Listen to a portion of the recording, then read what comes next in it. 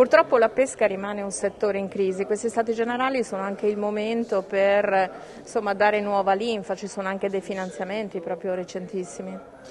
Abbiamo fortemente voluto realizzare questi stati generali proprio a fronte della criticità che investe il settore, pensiamo agli anni della pandemia e pensiamo a quelle che sono le conseguenze dell'aumento del costo delle materie prime e del gasolio in particolare. È un settore che ha un'importanza strategica per il Veneto, per la comunità veneta, un'importanza di carattere economico, occupazionale, legata alla qualità del prodotto che poi arriva sulle tavole dei consumatori, ma anche da un punto di vista ambientale.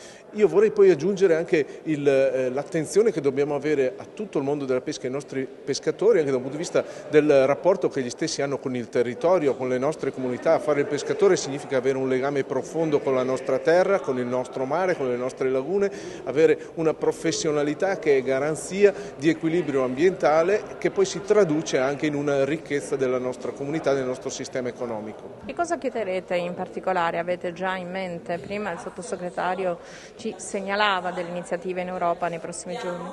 Sicuramente vanno aiutati i nostri pescatori sul tema del caro gasolio, ma va soprattutto sostenuto la pesca come un comparto di fondamentale importanza per la sostenibilità ambientale, la sostenibilità sociale e la sostenibilità economica che lo stesso deve avere nel contesto della nostra comunità veneta e di tutti quelli che sono i territori che insistono sui nostri mari.